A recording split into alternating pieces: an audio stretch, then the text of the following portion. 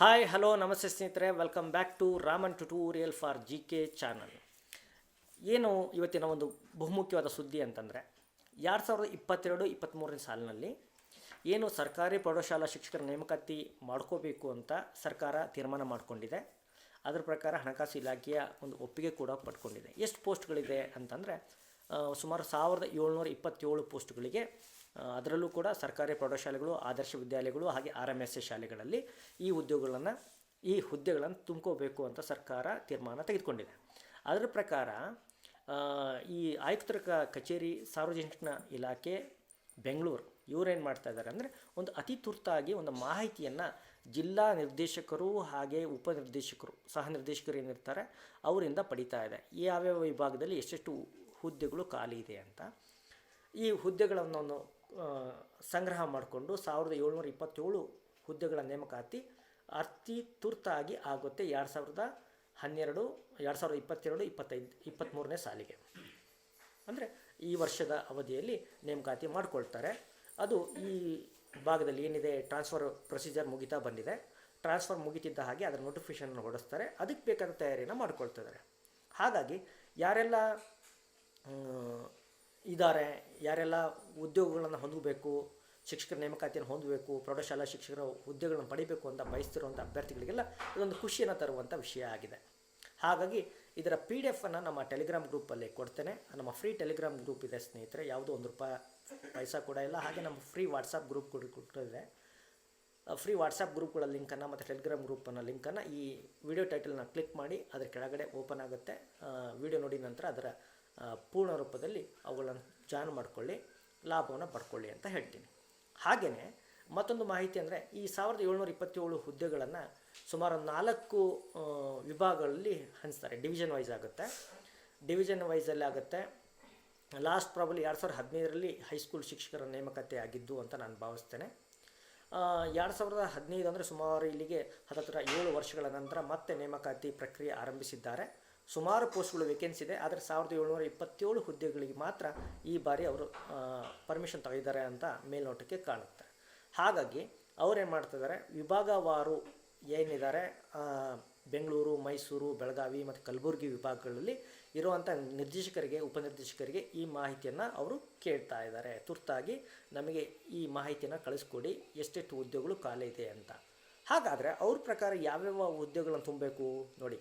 ದೈಹಿಕ ಶಿಕ್ಷಕರ grade 1, CBZ, ಹಾಗೆಯೇ PCM, ಹಾಗೆ ಕಲಾ, ಹಾಗೆ ಭಾಷಾ ವಿಷಯಗಳು ಅಂದರೆ ಕನ್ನಡ, ಇಂಗ್ಲೀಷ್, ಹಿಂದಿ, ಹಾಗೆಯೇ ಕಲಾ ಅಂದರೆ ಸಮಾಜ ವಿಜ್ಞಾನ, ಹಾಗೆ PCM ಅಂದರೆ ಗಣಿತ, ಹಾಗೆ CBZ ಅಂದರೆ ಜೀವ ವಿಜ್ಞಾನ ಶಿಕ್ಷಕರು. ಹೀಗೆ ಅವರು ನೇಮಕಾತಿಯನ್ನು ಮಾಡ್ಕೊಳ್ತಾರೆ. ಇದು ಹಳೆಯ ನಿಯಮಗಳ ಆಧಾರದಲ್ಲೇ ಮಾಡ್ಕೊಳ್ತಾರೆ. ಯಾಕೆ ಅಂತಂದರೆ, ಹೊಸ UGC ನಿಯಮಗಳ ಪ್ರಕಾರ TET ಆಗಬೇಕಾಗಿರುತ್ತೆ. ಆದರೆ TET ಇನ್ನೂ ಕೂಡ ಕರೆದಿಲ್ಲ. ಹಾಗಾಗಿ ಅದು TETಗೋಸ್ಕರ ಕಾಯಲ್ಲ ಇವರು.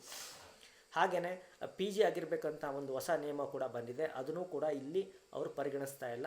ಈಗ ಸದ್ಯದಲ್ಲಿ ಇರುವಂತಹ ರಾಜ್ಯ ಪ್ರೌಢಶಿಕ್ಷಕರ ನೇಮಕಾತಿಗೆ ಏನು ನಿಯಮಗಳು ಇದೆ, ಅದೇ ನಿಯಮಗಳ ಅಡಿಯಲ್ಲಿ, ಅದೇ ಒಂದು ಪ್ಯಾಟರ್ನ್ ಅಡಿಯಲ್ಲಿ ನೇಮಕಾತಿನ ಮಾಡ್ಕೊಳ್ಳೋಕ್ಕೆ ಸಿದ್ಧತೆ ಮಾಡ್ಕೊಳ್ತಿದ್ದಾರೆ. ಹಾಗಾಗಿ ಪ್ರತಿಯೊಂದು ವಿಷಯಕ್ಕೆ ಒಂದು ಡಿವಿಷನಿಗೆ ಒಂದು 100 ಬರ್ಬೋದು, 100 ಪೋಸ್ಟ್ಗಳು ಬರ್ಬೋದು. ಅದಕ್ಕಿಂತ ಹೆಚ್ಚು ಬರೋಲ್ಲ ಸ್ನೇಹಿತರೆ. ಹಿಂದೆಲ್ಲ ಹೀಗೆ ಆಗ್ತಾಯಿತ್ತು, 100-150 ಪೋಸ್ಟ್ಗಳು ಇರ್ತಾಯಿತ್ತು.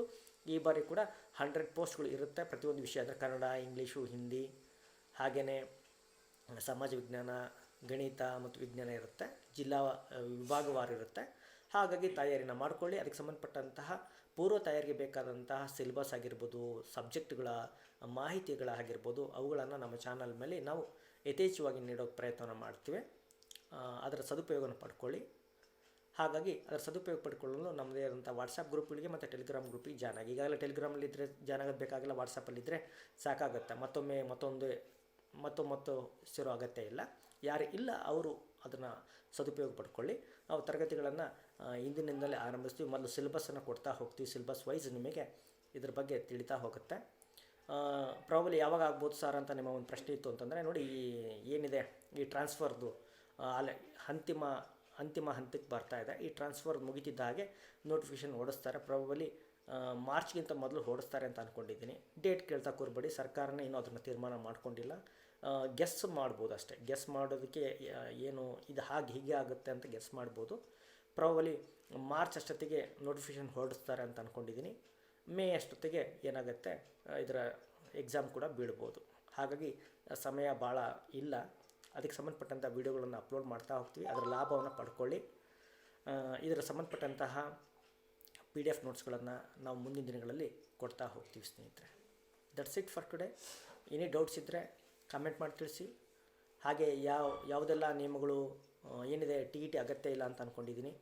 ಹಾಗೆ PG ಕೂಡ ಅಗತ್ಯ ಇಲ್ಲ ಅಂತ ಭಾವಿಸ್ತೀನಿ. ಯಾಕಂದರೆ ಹಳೆಯ ನಿಯಮಗಳ ಅಡಿಯಲ್ಲೇ ಅವ್ರು ಮಾಡ್ತಿರೋದ್ರಿಂದ ತಯಾರಿನ ಮಾಡ್ಕೋಬೋದು. ಯಾರೆಲ್ಲ BA B.Ed ಆಗಿರೋರು ಹಾಗೆ BSc B.Ed ಆಗಿರೋರಿಗೆ ತುಂಬ ಅನುಕೂಲ ಆಗುತ್ತೆ ಇದರಿಂದ. Okay, that's it for today. ಹಾಗೆ ನಮ್ಮ ಗ್ರೂಪ್ಗಳನ್ನು ಜಾಯ್ನ್ ಆಗೋದನ್ನು ಮರಿಬೇಡಿ. ಹಾಗೆ ಇದುವರೆಗೆ ನೀವು ಸಬ್ಸ್ಕ್ರೈಬ್ ಆಗಿಲ್ಲ ಅಂತ ಸಬ್ಸ್ಕ್ರೈಬ್ ಮಾಡ್ಕೊಳ್ಳಿ. ಹಾಗೆ ಬೆಲ್ ಐಕನನ್ನು ಕ್ಲಿಕ್ ಮಾಡ್ಕೊಳ್ಳಿ. ಪಕ್ಕಕ್ಕಿರುವಂಥ ನೋಟಿಫಿಕೇಷನ್ ಬೆಲ್ಲನ್ನು ಕ್ಲಿಕ್ ಮಾಡ್ಕೊಳ್ಳಿ. ಈ ವಿಡಿಯೋಕ್ಕೆ ಒಂದು ಲೈಕ್ ಮಾಡ್ತಾ ಒಂದು ಕಾಮೆಂಟನ್ನು ಹಾಕೋದನ್ನು ಮರಿಬೇಡಿ. ಇಷ್ಟು ಹೇಳ್ತಾ ಥ್ಯಾಂಕ್ ಯು ಸೋ ಮಚ್.